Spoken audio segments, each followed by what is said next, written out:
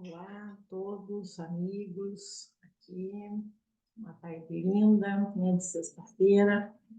Nós estamos iniciando fevereiro de 2024 sob os bons auspícios. Espero que todos estejam bem. E aí hoje nós vamos embarcar juntos nessa jornada de coragem, ânimo e entusiasmo, tão necessário para a gente renovar a vida. Porque às vezes as coisas não estão bem, elas não vão bem e elas podem ficar muito complicadas. Ah, minha amiguinha Ruth, Márcia, Tereza, que bom que vocês estão aqui. Eu me sinto assim em ótima companhia de amigos. Então, eu vou fazer um exercício inicial com vocês que estão aqui sobre aquele amor nosso que é cego, aquele nosso amor infantil que nos salva muitas vezes, porém, mas às vezes só que não. Então você se acomode aí confortavelmente na sua sala. Eu estou aqui com o Bruce do meu lado e você está aí no seu espaço. Se você quiser, você pode fechar os seus olhos. E vamos sentir dentro de nós, no nosso coração, aonde é que estivemos presos em um amor cego. Aonde, quando, com quem, por causa de quem. E se ainda continuamos presos. Amigas, eu senti uma pequena pontadinha aqui no meu coração, então eu acho que eu tenho aqui um emaranhamento de prisão. Então, por exemplo, quando nós ficamos preocupados com alguém que veio antes de nós, que nasceu antes de nós, algum ancestral, algum antepassado, e nós ficamos preocupados com essa pessoa, com o destino dela. Porém, por ter estado aqui antes de nós, ela é maior do que nós poderíamos ser, ela é maior. Nós poderíamos ser maiores do que ela? Boa pergunta. E como esse amor cego, que muitas vezes é um amor à beira do abismo, é um precipício, você sente todos os sinais, a vida, tem holofotes, tem aqueles cartazes de neon, assim, apontando para você que você está à beira do abismo. E você não se importa, você continua indo. Então, esse é um tipo de amor cego. Talvez esse amor cego ele nos alcance até mesmo no nosso trabalho. De que forma isso se manifesta no nosso trabalho? Quem quiser pode contribuir aí no chat.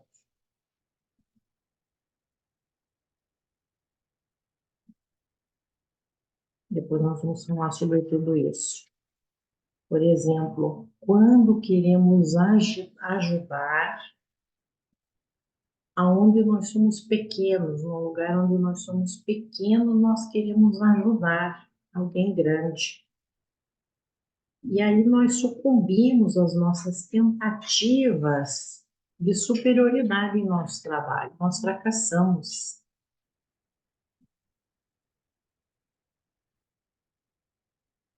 E como é, eu gosto muito da solução sempre, né? Como é que nós podemos nos desprender dessa cegueira? Que a questão não é você tanto se desviar do abismo, a questão é você abrir seus olhos, você escolher abrir os seus olhos, você abrir mão, você renunciar à cegueira. E quem já leu aquele livro do Saramago? a respeito da cegueira. Tem até um filme, assim, é muito... Eu, quando assisti, eu achei, assim, muito chocante. E um divisor de águas, aquilo que eu... E então, como é que nós podemos começar a enxergar? E por que que nós não enxergamos? Eu tenho um palpite aqui, né? Nós não enxergamos porque nós ficamos protegidos na cegueira, né? É como você ser inocente, assim, na sua infância. Você está protegido ali na infância. Não quer dizer que não tenha perigos, não quer dizer que não tenha lobo mau, mas é uma inocência, uma pureza interna, assim, da alma que cuida de nós, que nos protege, assim, do que a gente chama de maldades da vida e das pessoas. Mas muitas vezes a gente precisa de um choque, né? Quem não concordar pode levantar sua mãozinha. Muitas vezes nós precisamos de um choque, uma coisa abrupta, assim, que nos coloque em movimento, né? Porque nós estamos lá numa situação de paralisia.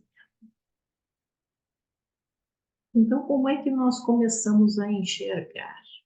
Depois, se eu faltar e esquecer a resposta para vocês, vocês me deem um toque, eu viajo, tá? Tiveram suas experiências?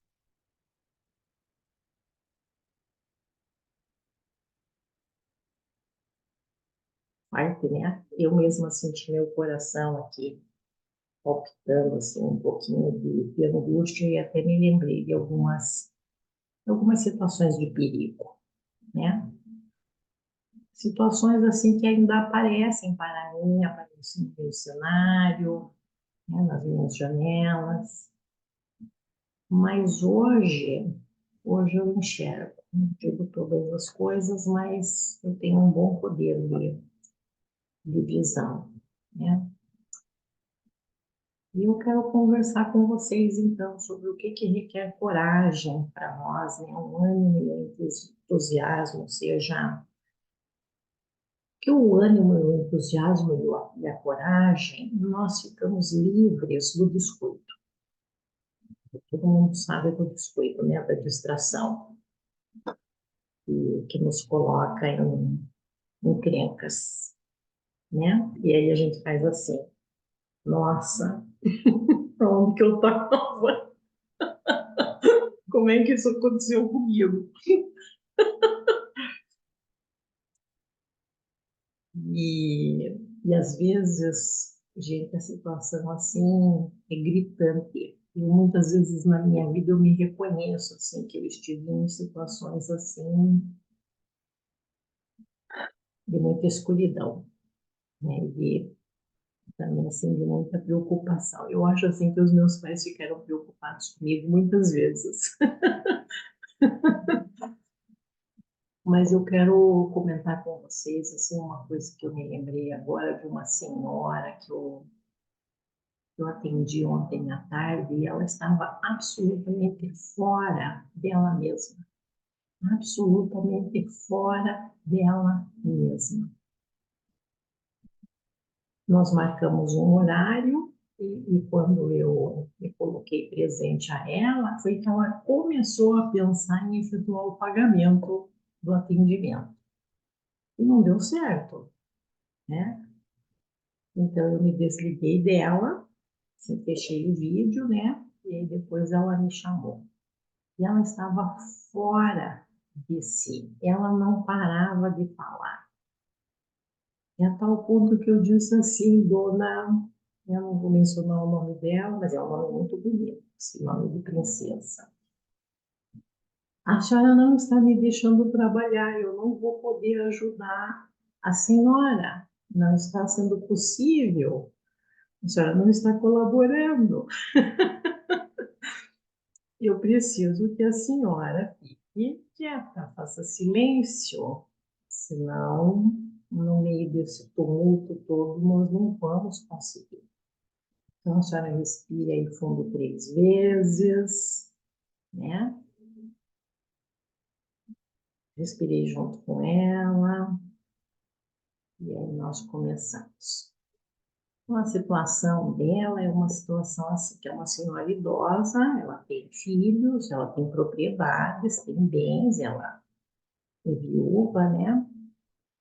E ela está precisando vender uma das fazendas. E foi recomendada, então, aí por um dos meus alunos do interior de São Paulo.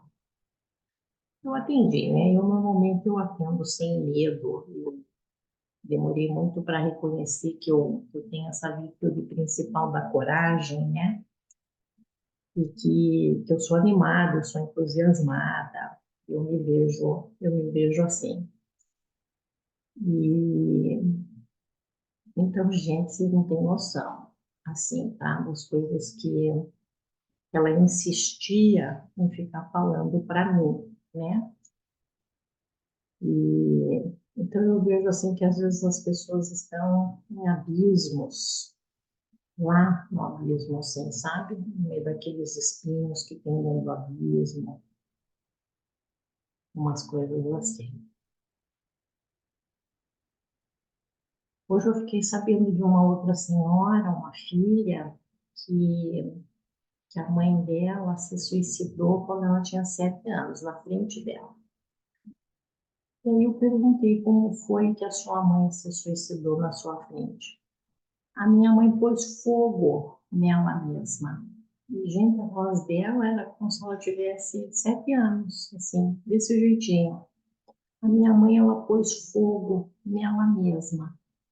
E ela não morreu na hora, ela ficou no hospital uns dias, mas era muito grave a queimadura, então ela morreu bem assim. Então eu a vi assim transportada lá para quando ela tinha 7 anos. Eu desconheço essa experiência, assim, de alguém colocar fogo em si mesmo, né? Mas eu entrei em conexão com aquela alma, aquele momento, assim, em que ela rompeu, né, com ela mesma e, e com a família, e ela não suportou viver, né? E aí a forma como nós morremos também diz muito sobre nós. Então pensa assim, a situação que ela devia estar lá dentro dela, para ela atear fogo em si mesma, né? E essa menina, ela ficou congelada nesse trauma infantil, né? Então ela não consegue seguir em frente, especialmente em questão de relacionamento amoroso, relacionamento afetivo. Você vai perguntar o que que a mãe tem a ver com isso? Sim, tem tudo a ver, por incrível que pareça. Por isso não podemos desprezar nossa mãe. Se desprezamos nossa mãe, nós também desprezamos essa área de consciência da nossa vida, que é do relacionamento amoroso. Tá? Mas eu consegui ver com muita nitidez, assim, muita clareza esse amor cego dela, assim, o quanto ela ficou realmente paralisada, traumatizada naquele trauma infantil da mãe atendo fogo em si mesma, né? E ela ficou ali na infância. Espero que vocês estejam juntos comigo, que assim, nessa realidade. Então, ela sobreviveu, sim, ela sobreviveu, ela fez faculdade de Direito, e depois ela se desencantou, porque a gente tem umas ilusões, né, que a gente acha, assim, que é o lugar da justiça. Não, é onde tem mais injustiça, por isso que ela é cega, né, a justiça é cega. E eu gosto de pensar nisso, assim, sabe, nos motivos de por que a justiça, primeiro, é mulher e segundo, é cega. Eu gosto de gastar um tempo refletindo sobre essas coisas. Mas aí depois ela mudou, assim, de trabalho, de profissão, e ela me pareceu, assim, até bem feliz e bem realizada, né? E então é para isso assim que nós precisamos de coragem. Eu tenho sabido de muitas situações assim, sabe, pessoas que eu não imaginava, de repente elas falaram comigo que elas ficaram no processo de Covid, que elas não estavam conseguindo se recuperar, que passaram o Natal assim, o Ano Novo assado, a outra não sei o quê. E aí, quando eu vejo assim também uma coisa que eu prestei atenção, que as pessoas dando boas-vindas a fevereiro, a gente sempre pede alguma coisa, né, para janeiro, para fevereiro, para dezembro, para setembro, né? E eu tenho percebido que as pessoas estão pedindo leveza, sempre leveza. Assim, nossa, que coisa, né, leveza. Eu, se tiver que pedir alguma coisa para fevereiro, eu acho que eu vou pedir coragem.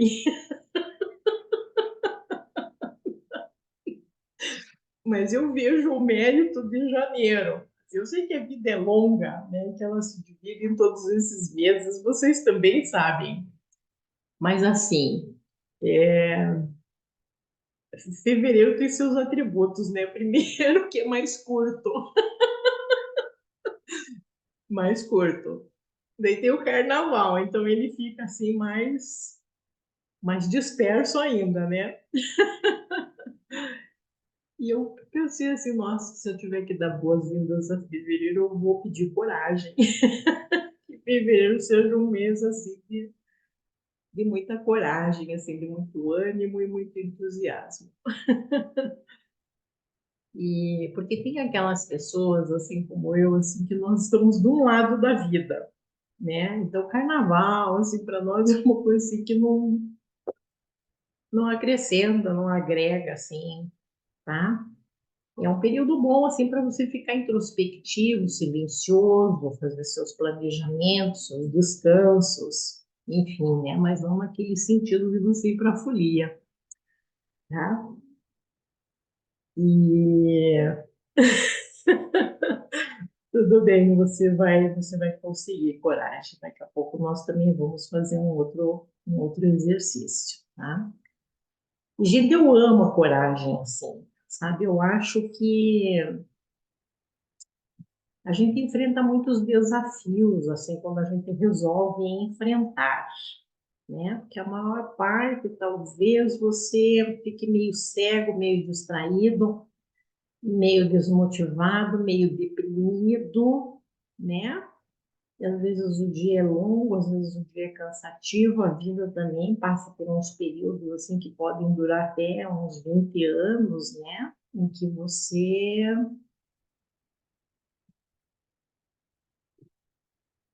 fica feliz assim quando você consegue levantar da cama e produzir alguma coisa e se sustentar. Mas eu penso assim que talvez a maior coragem nossa seja essa de enfrentar a nós mesmos, aquele eu lá dentro, assim, aquele eu que é inocente, que não quer perder a inocência, mas que também precisa ter maturidade, então precisa meio que, não vou dizer abandonar, nem excluir, nem deixar de lado esse ser infantil aí nosso, que é absolutamente encantador, né? Cheio de graça, cheio de vida.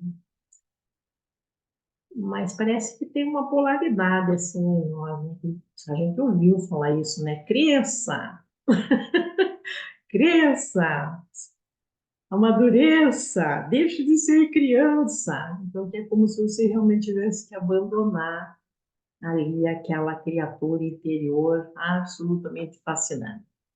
Não vamos combinar. Mesmo quando essa criança está ferida, está machucada, que ela está revoltada, ela tem aquela beleza, assim, aquele fascínio, assim, que nenhum de nós quer se despedir. E que é muito bonita, assim, também essa inocência, essa pureza, né? E ela nos salva muitas vezes, né? Como eu dizia no início, assim, sabe? É o remédio que a gente tem muitas vezes, né? E você não quer se defrontar, por exemplo, assim, com aquela maldade, com aquela ilusão. né? Então, essa inocência, ela cuida de você, ela te ampara, né? E o fato é que todos nós temos problemas, temos dificuldades, nós sucumbimos, nós levantamos um pouquinho, tomamos um chá, sim, e seguimos mais um pouco, né? Mas nós estamos sempre procurando uma abertura maior do nosso olho interior, o nosso terceiro olho, né? Nosso amado terceiro olho, que é o olho espiritual. E então eu penso também que nós queremos enxergar, né? Nós queremos enxergar para nós não sofrermos mais, não sermos vítimas de enganos de terceiros e muitas vezes de nós mesmos, às vezes até da nossa preguiça, né? Então, eu acho que eu já estou pronta aqui para responder aquela pergunta que eu fiz, assim, né? Como é que nós podemos começar a enxergar?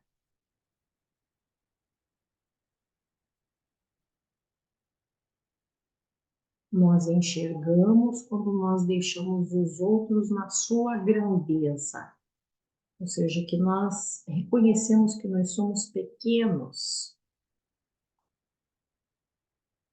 e damos um lugar para a grandeza daquela pessoa.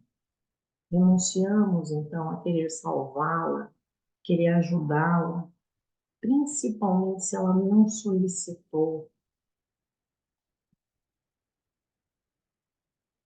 Agora me lembrei de uma outra coisa bacana também que aconteceu comigo essa semana, segunda-feira.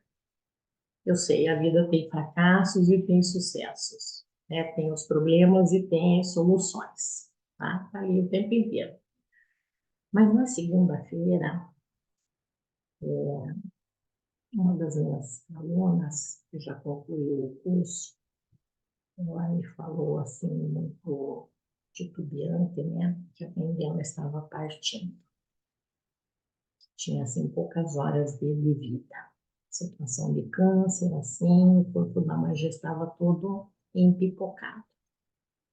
Aí eu senti algo e disse assim, vamos constelar então a sua mãe? Você está na casa dela, vamos? Veja um horário que seja bom e eu estou à disposição. E aí ela me manda lá, assim, no WhatsApp, né?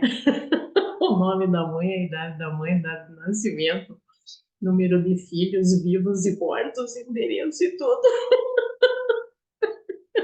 Gente, eu falei, meu Deus, nem parece que ela foi minha aluna. Eu disse assim, querida, opa, opa, opa, não é assim que funciona. Você está confundindo as coisas.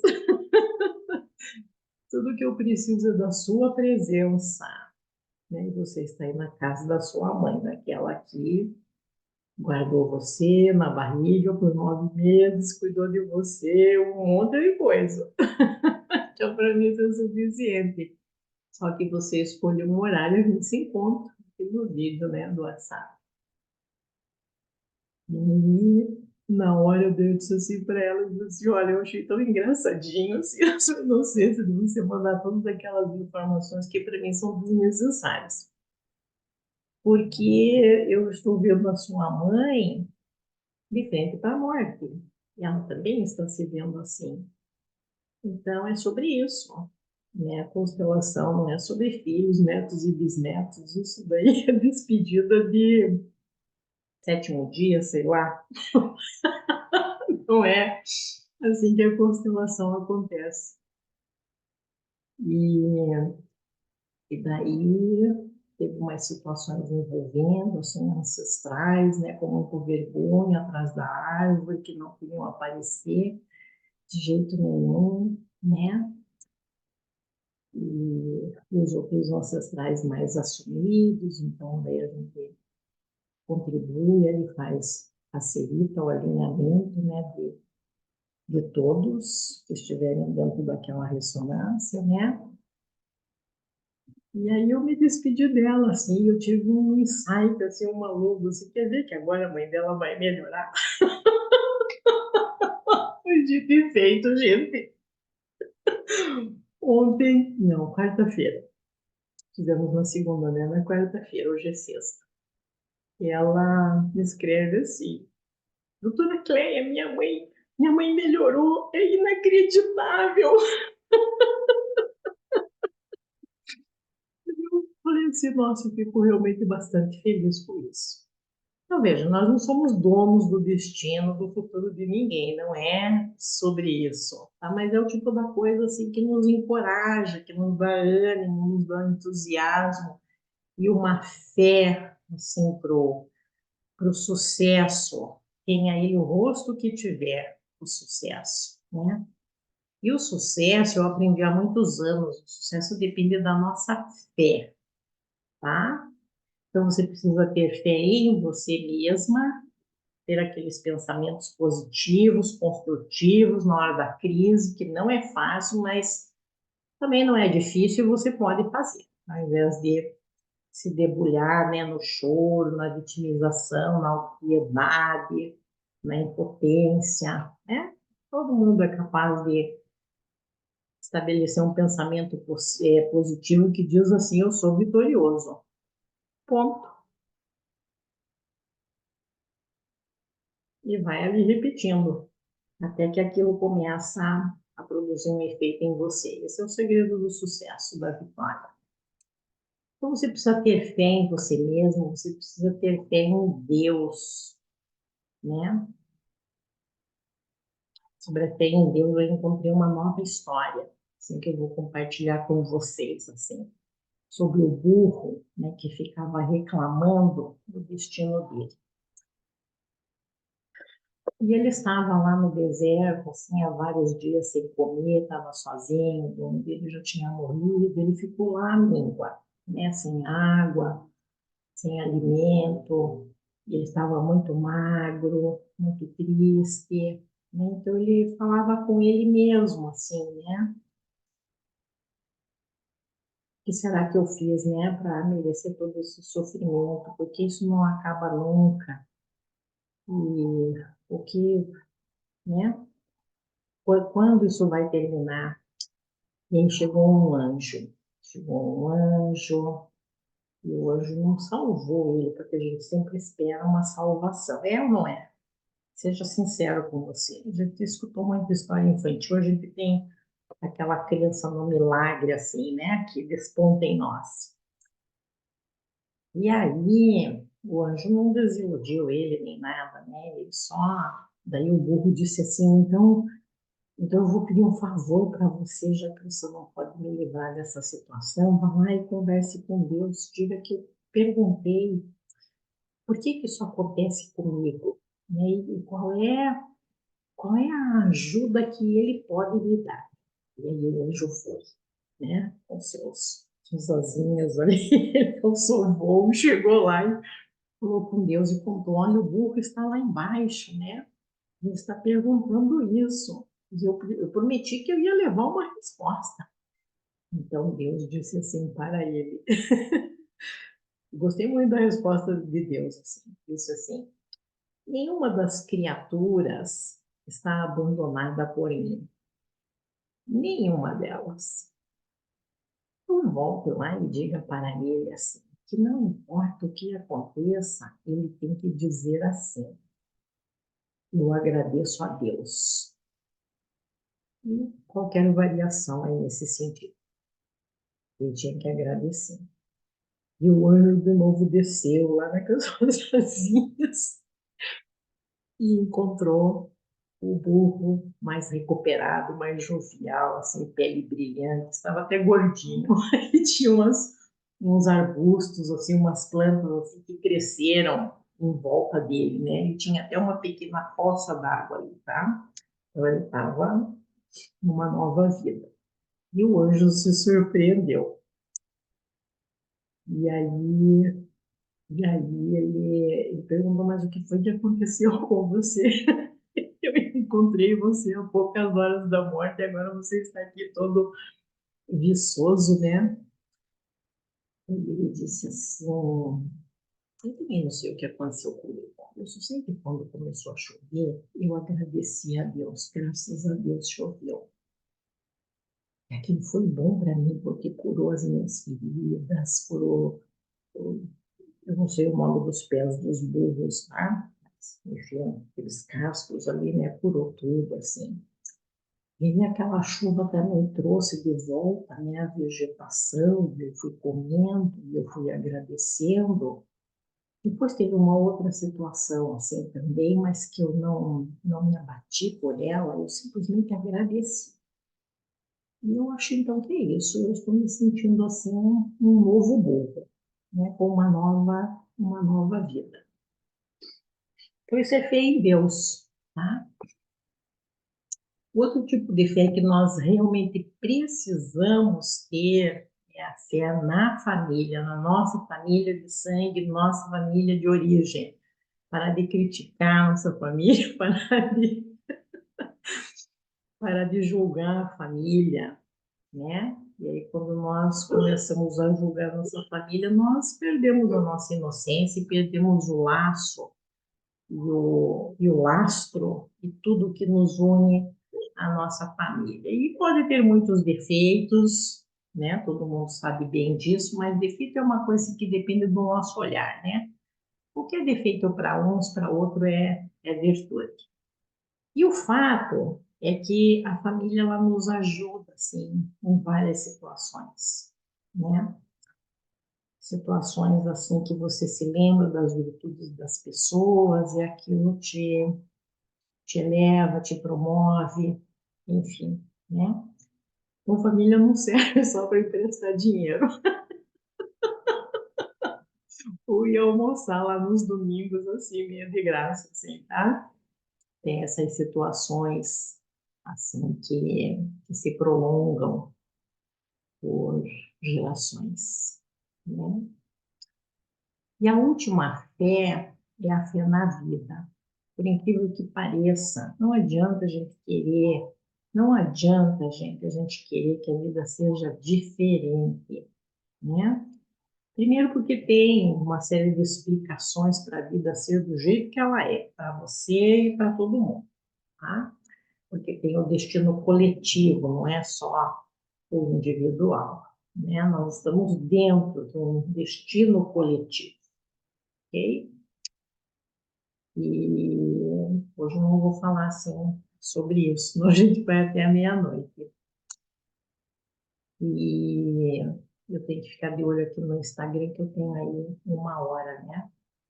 Oi, a Eloá também entrou lá, minha querida. Muito bom te ver aqui.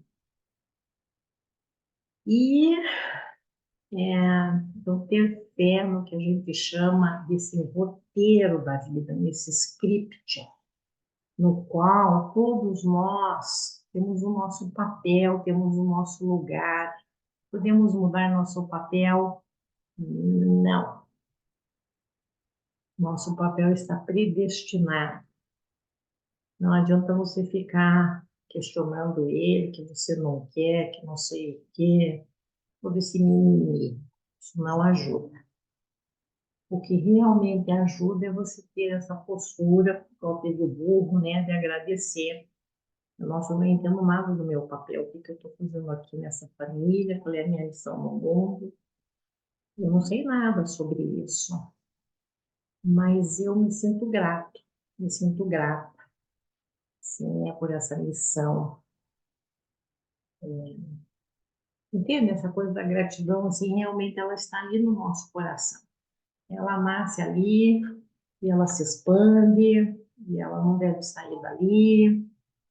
E porque isso abre muitas portas, inclusive da nossa compreensão e tudo mais, tá?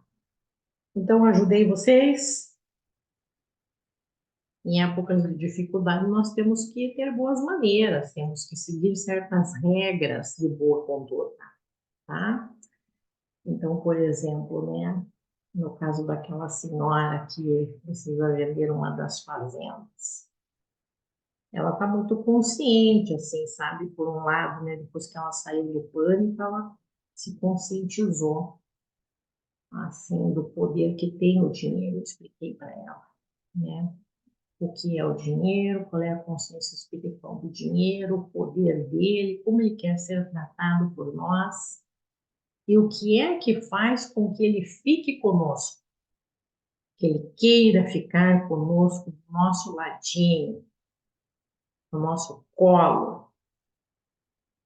Sim, gratidão eleva a nossa frequência vibracional. Exatamente, nossa coragem e tudo mais que precisamos, tá? E você pode realmente agradecer por qualquer coisa, né? Em geral, nós temos uma visão assim, né? Bem pequena, bem estreita,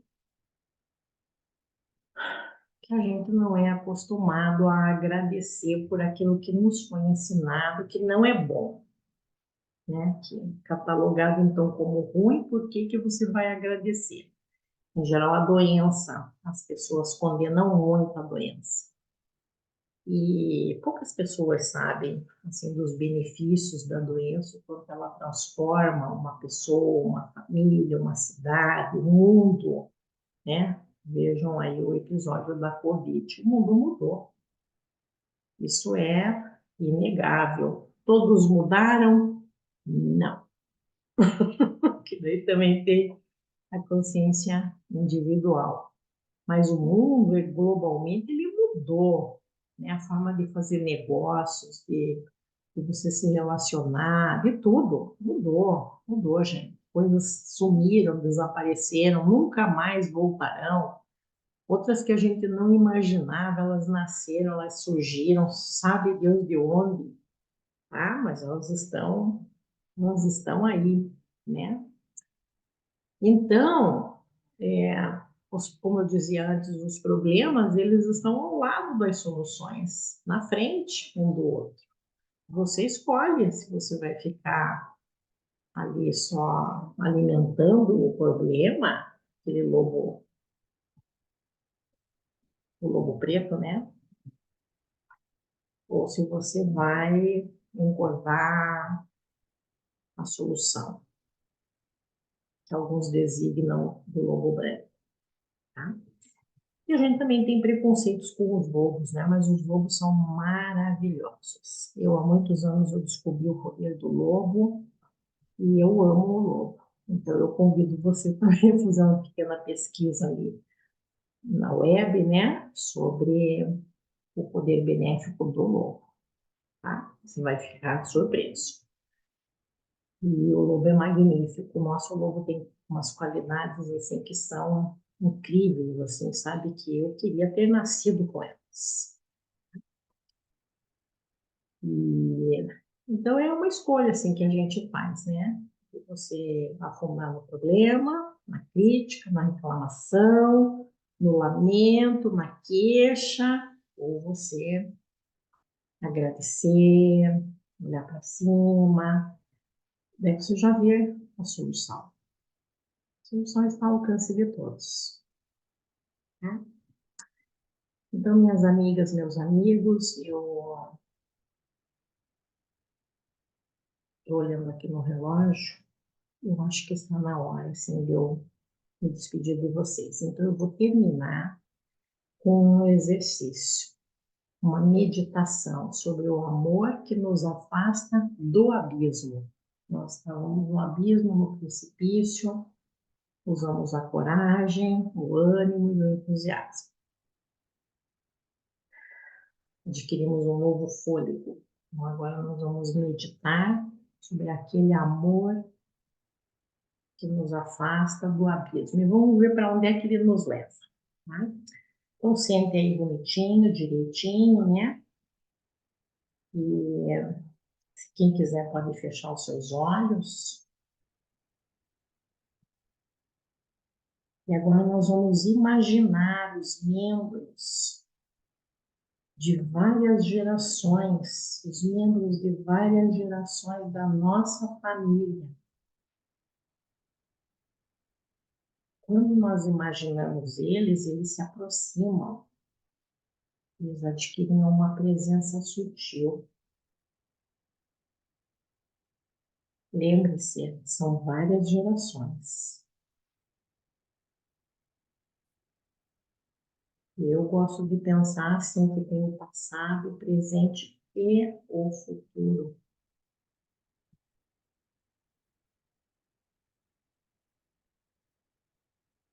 Todos os que fazem parte, alguns nós nem conhecemos, não sabemos quem são, os conhecemos de vista.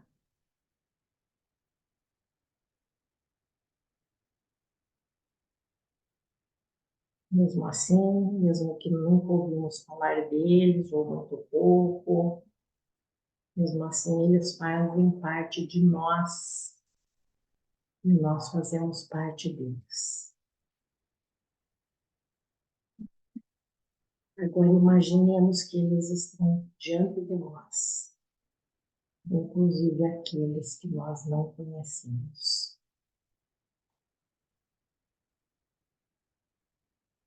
diante de nós.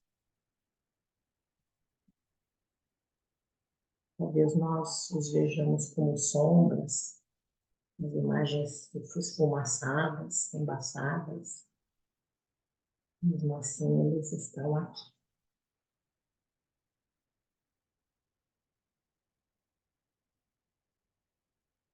Eu preciso arrumar minha cadeira aqui, que tem um deles aqui querendo sentar.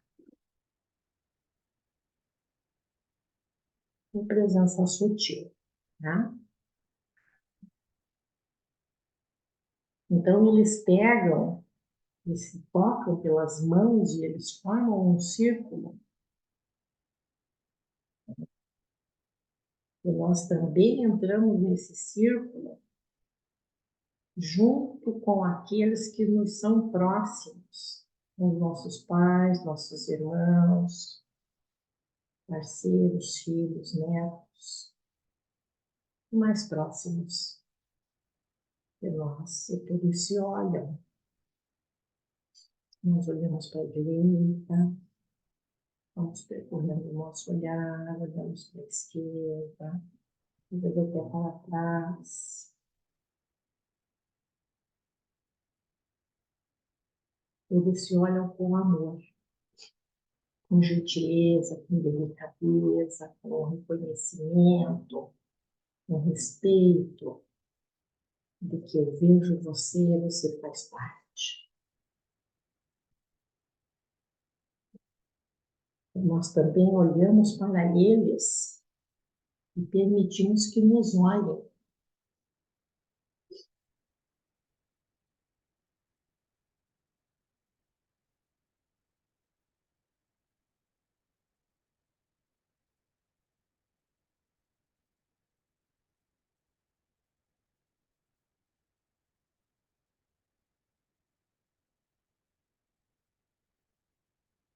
E alguns daqueles que nós não conhecíamos, vimos de relance em algum momento, mas que nos viram, nós sentimos o efeito da presença deles.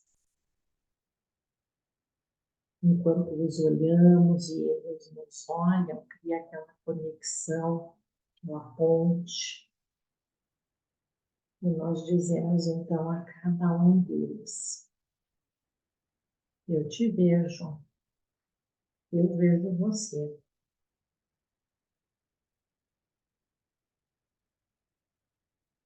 Agora eu te respeito.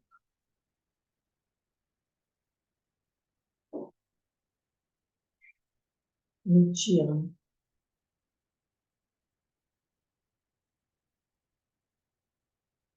Por favor, também olhe para mim com amor.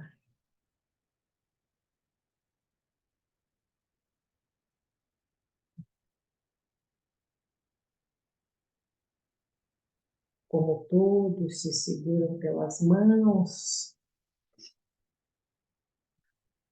eles sentem a energia e o movimento e o amor de todos ao mesmo tempo. É aquele fio que passa de mão em mão e vai tocando a todos. e nós nos permitimos sentir o mais profundamente possível o que esse amor nos dá.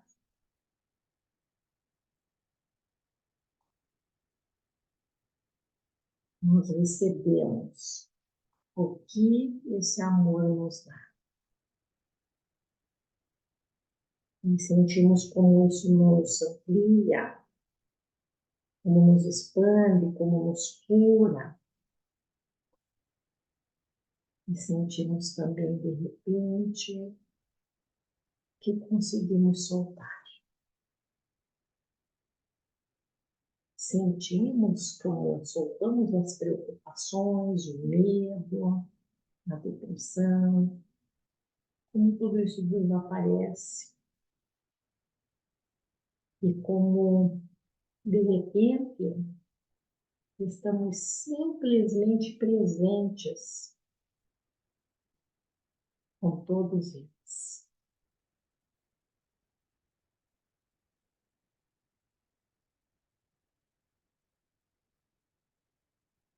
Estamos presentes com todos eles.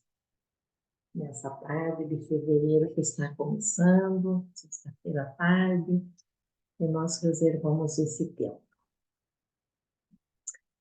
Então, queridos, quem quiser pode abrir seus olhos. Muito feliz de estar aqui com vocês. E vou me despedindo. Deixo o convite.